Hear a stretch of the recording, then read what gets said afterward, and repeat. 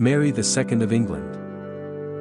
Mary ruled jointly with her husband William III of England, 1689 to 1702, until her death from smallpox. While William suffered a xenophobic reaction to his rule, Mary represented the continuity of the Royal House of Stuart and was much more popular with the people than her Dutch husband. Mary was born on April 30, 1662 at St. James' Palace, London. Mary's father was James II of England, 1685 to 1688, of the Royal House of Stuart. Mary's mother was Hyde, the daughter of the Earl of Clarendon and the first wife of James, and died of illness in March 1671. King James inherited the throne from his brother Charles II of England, 1660 to 1685, who died in February 1685 without any legitimate children. This succession was not straightforward since while Charles had been alive James had converted to Catholicism, in 1668. Ever since the English Reformation and events like the 1605 gunpowder plot to blow up the king and parliament, Catholics have been looked upon with suspicion in England. In 1679, a group of Whig politicians managed to sway Parliament into excluding James from the succession because of his faith, but his brother Charles had him reinstated. One of the conditions of his reinstatement was that James guarantee both Mary and her younger sister in 1665 be brought up as Protestants. Mary cast a graceful figure with her long dark hair, brown eyes, and smooth, white complexion. Mary was a little taller than average and danced well. Encouraged by Charles II to ensure the continued goodwill of his Protestant subjects, Mary married her cousin William, Prince of Orange, 1650, on November 4, 1677. William, a Dutch Protestant, was not a great catch in terms of appearance. He was short, 5 inches/12 centimeters shorter than Mary, hunched, had a hooked nose and black teeth, and his character was no improvement, being taciturn and humorless. Mary wept for a day and a half on hearing news of her arranged marriage. The couple did eventually build a strong bond, but although Mary wrote affectionate letters to her husband throughout their marriage, William kept mistresses, and rumors abounded that his taste ran to young men, too. When her father took the throne, Mary became his heir and remained so, as James' second wife Mary of Modena proved unlucky at childbirth and all the couple's children died young. Then the situation changed dramatically on June 10, 1688. At last, James and Mary had a son, James Francis Edward. He would surely be brought up a Catholic like both his parents, and this was of great concern to many in Parliament. There were rumors James planned to take England back to being a Catholic country, and even if there was not much concrete evidence of this intention, the king certainly fueled suspicion by appointing Catholics in many key positions of power. James was also too authoritarian for some politicians' taste, ignoring laws, misapplying others, and even dismissing Parliament in November 1685. While many had been prepared to wait for the king to die naturally and be replaced by Protestant Mary, James Francis Edward's birth changed everything. A group of 7 prominent Protestants now looked abroad for a solution. William of Orange was an obvious choice to replace James II. He was Protestant, a grandson of Charles I of England, and, of course, was married to Mary. Further, despite the recent naval wars, Britain and the Netherlands were natural allies against Catholic France, which was then dominant on the continent. Perhaps motivated more by the military possibilities than anything else, William accepted the invitation from English Protestants and launched an invasion. The Dutchmen and an army of up to 21,000 men landed in Devon, England on November 5, 1688. Deserted by some of his closest allies and not sure what to do, James tried to flee but was captured. William then allowed his father-in-law to leave England unmolested and join his family in France.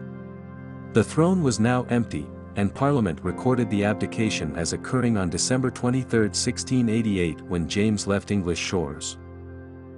The next steps were rather more complex. The Whigs in the House of Commons, Parliament's lower house, wanted a joint rule between William and Mary.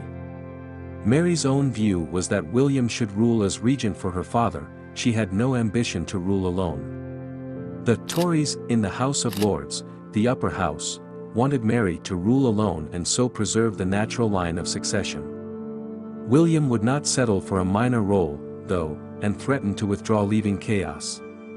Accordingly, on February 13, 1689, Parliament decreed that the pair rule jointly, even if in practice it was William who exercised the sovereign powers. Mary did formally rule, though, in those periods when William was absent from the kingdom.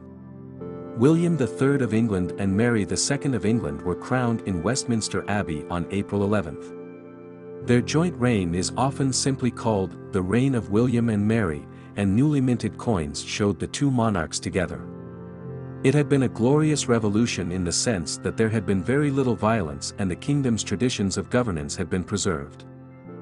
It was a revolution, or rather the beginning of one, in terms of politics. Over the next few years, Parliament ensured it was very much an active player in a new system of government, a constitutional monarchy. This was established by the Bill of Rights of December 16, 1689 and other legislation like the Civil List Act of 1697. Parliament now had the ultimate authority in the key areas of passing laws and raising taxes. No monarch could henceforth maintain their own standing army, only Parliament could declare war, and any new monarch had to swear at their coronation to uphold the Protestant Church. Finally, no Catholic or individual married to a Catholic could ever become king or queen again. In 1689, James II made an unsuccessful attempt to return from exile and regain his throne by invading Catholic Ireland, but he was ultimately defeated by William at the Battle of Boyne in July 1690. The Jacobites were strong in the Scottish Highlands, but not strong enough to challenge William and Mary's rule there. After James' death in 1701, the Jacobites rallied around Mary's younger brother James, now known as the Old Pretender. A Jacobite rebellion in Scotland was quashed in 1715, as was another in 1745 which sought to put James II's grandson Charles Edward Stuart on the throne. As it turned out, the Stuart royal line was about to come to an end anyway. William showed his true aims when he immediately embroiled England in the conflict that became known as the 9 Years' War, 1688 to 1697, against France. The war led to no particular gains for either side. There were suspicions of William because he was not English, and his manner did him no favors. For these reasons, Mary became the popular monarch. After 3 successive foreign and Catholic queens, the English finally had an English Protestant queen to their liking. In those periods when William returned from campaigning and was back in England, he conducted affairs of state again, and Mary receded into the background. The Queen was praised for giving up her regency powers in this way. Mary then confined herself to her 3 main interests: gardening, collecting and promoting Dutch porcelain, and improving the moral state of her subjects. The latter pursuit involved reducing the levels of prostitution, drunkenness, swearing, and lack of respect for Sundays such as trading on that day. The Queen supported such endeavors as the establishment in 1690 of the Society for the Reformation of Manners. Mary ensured that court sermons were made easily available to the public via printed pamphlets. She also took an active role in deciding key appointments in the Anglican Church, for example, John Tillotson as Archbishop of Canterbury. Mary's image of piety worked well with Protestants, but Jacobites and Catholics pointed out her sin of breaking the 5th commandment and going against her father's will. Mary's enemies suggested her lack of children was God's punishment. In 1689 William and Mary purchased Nottingham House in the suburbs of London and transformed it into Kensington Palace. This became a favourite royal residence of the couple. The Queen also oversaw new landscape gardens at their country residence, Hampton Court, based on the Dutch model of formal gardens. Another notable achievement of the Queen was the founding of the massive Royal Hospital at Greenwich in 1692. This was designed to care for sailors wounded in battles against the French and those lucky enough to reach retirement. The royal marriage endured, and although they may not have been well suited romantically, they were a good team politically.